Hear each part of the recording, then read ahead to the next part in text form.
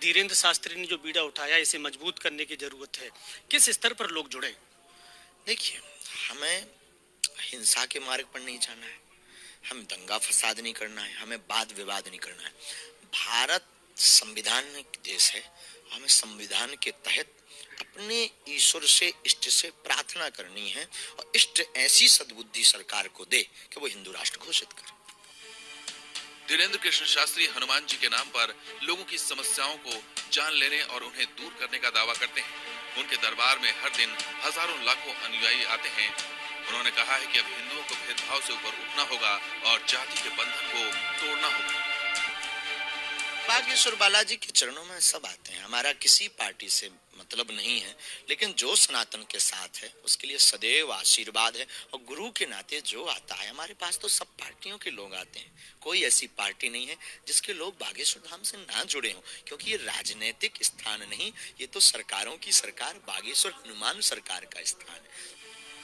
बाबा बागेश्वर सरकार पर लगातार अंधविश्वास और पाखंड को बढ़ावा देने के आरोप लग रहे हैं, लेकिन उनके तेवरों से साफ है कि वो इनसे बेफिक्र होकर अपने एजेंडे पर बढ़ते रहेंगे।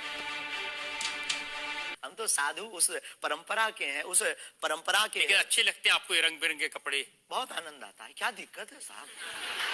किसी को दिक्कत है वो हमसे ज्यादा रंगीन पहने। एक शायर ने कहा कि जो खानदानी रईस हैं वो मिजाज रखते हैं नर्म अपना। आपका लहजा बता रहा है आपकी दौलत ये शोहरत नहीं।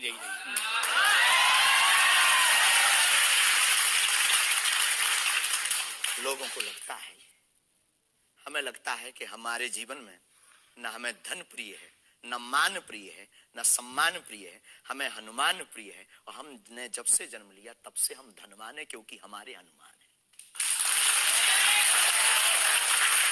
और दुनिया का प्रत्येक हनुमान भक्त धनवान है जिसके जीवन में हनुमान है। वो निर्धन है इस दुनिया में जिसके जीवन में भगवान नहीं, वो निर्धन है। और अगर बाप हनुमान हो और धनवान हनुमान हो और उनका भक्त अगर रंगीन ना हो, पीला लाल ना हो, जब हनुमान जी लाल देह लाली से हो सकता तो लाल पगड़ी क्यों नहीं हो सकती? ये मुझे पता चल गया है कि आप इसी तरह की डायलॉग बाजी करके ही इतने पॉपुलर हुए हैं। आपकी अदालत में अगला हिस्सा। आपकी अदालत में बागेश्वर धाम के प्रमुख धीरेन्द्र कृष्ण शास्त्री पर इल्जाम है कि ये असभ्य भाषा का प्रयोग करते हैं।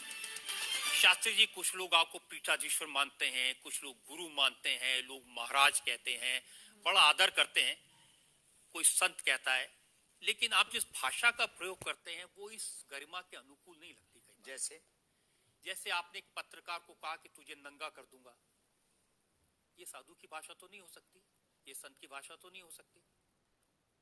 ब्राह्मण समाज पर कमेंट करने वाले एक व्यक्ति को आपने कहा मूर्ख, ठठेरी के बरे, नकट्टा। तो ये ठठेरी क्या? ये कोई हम जातिवादी नहीं है, पहली बात तो हम ये क्लियर करें। ये ठठेरी क्या होता है? ये हमारे बुंदेलखंड का एक भावनात्मक शब्द है, ठठरी। जब माताएं बड़ी आवेश में होती है और बालक कोई गलती कर देता है, माताएं अपनी बालक को कहती हैं, अरे ठठरी के बरे सुधर जा, न कटा। तो हम बहुत गांव के भोले भाले अनपढ़ गवार आदमी है, अंगूठा छाप है, ठीक से पढ़ाई की नहीं, तो गवार आदमी है। तो जो माँ की हमारी जो परंपरा है, जो पारिवारिक बोलचाल है, उस पारिवारिक बोलचाल में अगर कोई साधु के ऊपर टिप्पणी उठाएगा, रामचरितमानस पर टिप्पणी उठाएगा या भगवान पर टिप्पणी उठाएगा, तो स्वभावश सनातनी हिंदू होने के नाते वो लहजा निकल जाता है। और सठे साठ्यम समाचरित, ये भी कौन सी गलत बात है? अगर कोई भगवान को गाली बके और हम उसको श्रीमान जी कहें, स्वामी जी कहें, भगवान कहें, हमें तो नहीं लगता कि वो बिनय ना मानत जलद जड़ गए 3 दिन बीत, और बोले राम सकोप तब भय बिन हो ये न। देखिए, आप अपने आप को बड़े पढ़ा लिखा गवार कह करके तो नहीं छुप सकते उसके पीछे।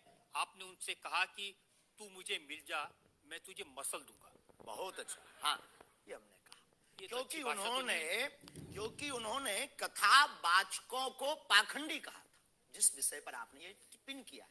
उन्होंने कथावाचक, हमने कहा कथावाचक हो सकते पाखंडी, पर पर्टिकुलर नाम लीजिए, सब नहीं हो सकते। इस भारत में जगतगुरु स्वामी रामभद्राचार्य भी है, मुरारी बापू भी कथा व्यास है, पूज्यपाद श्री मलुक पीठाधीश्वर भी कथा व्यास है, उनमें एक दास भी है।